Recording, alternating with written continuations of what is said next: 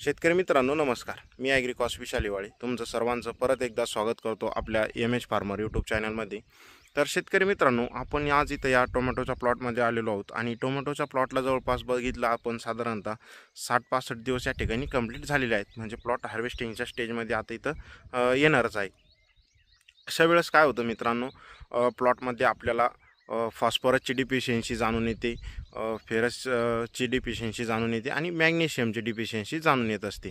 काय असतं पावसाळ्याच्या दिवसामध्ये जे काही मुळांची कार्यक्षमता कमी झालेली असते, कारण सततच्या पावसामुळे मुळांची कार्यक्षमता कमी होऊन जो काही अपटेक आहे खतांचा, खालून जे काही अपटेक करत असतं झाड, तर त्याचा अपटेक त्या ठिकाणी कमी प्रमाणात होत असतो. त्यामुळे अशी डिफिशियन्सी आपल्याला त्या ठिकाणी जाणून येते. किंवा सतत जर पाऊस चालू असला तर जे काही आपलं अन्नद्रव्य असतं तर ते जमिनीमधून लीच आउट होऊन जात असतं. तर त्यामुळेही आपल्याला असे प्रॉब्लेम त्या ठिकाणी दिसतच असतात. तर मग यासाठी आपल्याला काय उपाययोजना करायची आहे, तर सर्व मी तुम्हाला या व्हिडिओच्या माध्यमातून सांगणार आहे. व्हिडिओवर बनवून राहा शेवटपर्यंत, स्किप न करता.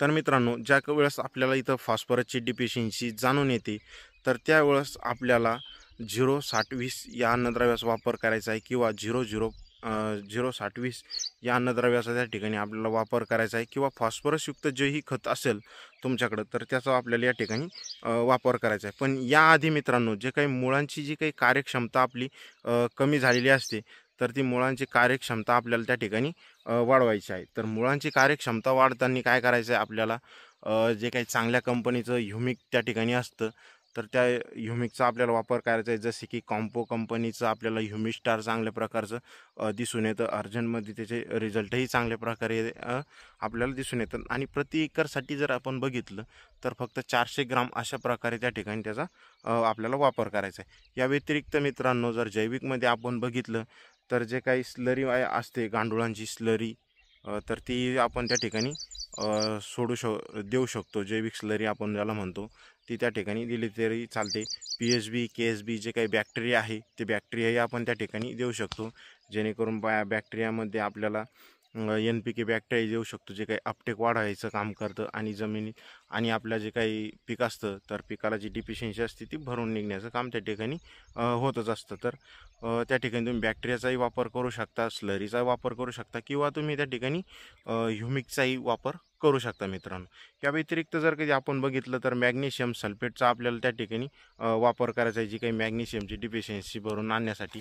तर मॅग्नेशियमचा वापर करत असताना शेतकरी मित्रांनो, आपल्याला प्रति एकरसाठी 10 किलो मॅग्नेशियम त्या ठिकाणी द्यायचं आहे. आणि यासोबत जे काही मायक्रोन्यूट्रंट असतं, मिक्स मायक्रोन्यूट्रंट, तर त्याचा वापर आपल्याला करायचा आहे प्रति एकरसाठी 2 ते 2.5 किलो याप्रमाणे.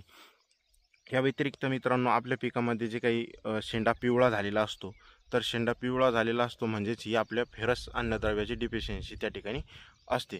तर मग आता फेरसची डिफिशियन्सी भरून काढण्यासाठी आपल्याला जे काही चिलेटेड फॉर्मचं फेरस मिळतं मार्केटमध्ये, तर त्याचा वापर आपल्याला करायचा आहे. प्रति एकरसाठी आपल्याला जवळपास 500 ग्राम अशा प्रकारे, जेणेकरून आपली फेरसची डिफिशियन्सी त्या ठिकाणी भरून निघेल. मित्रांनो, हे सर्व करत असताना एकच आपल्याला लक्षात घ्यायचं आहे, मुळांची जी काही कार्यक्षमता कमी झालेली असते तर ती कार्यक्षमता पहिले आपल्याला वाढवायची आहे. आणि सुरुवातीलाच आपल्याला तिथं ह्युमिक किंवा मायकोरायझा किंवा बॅक्टेरिया किंवा जैविक स्लरी जे काही असेल आपल्याकडं, त्याचा वापर आपल्याला त्या ठिकाणी करायचा आहे. आणि मगच आपल्याला त्या ठिकाणी अन्नद्रव्य द्यायचे आहे. जसे की 0-60-20 सांगितलं, त्यानंतर मॅग्नेशियम सल्फेट सांगितलं, त्यानंतर चिलेटेड फेरस सांगितलं.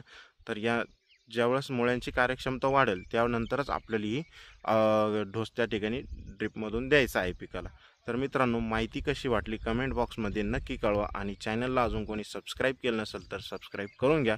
आणि गरजवंत शेतकऱ्यापर्यंत हा व्हिडिओ नक्की पोहोचवा. धन्यवाद.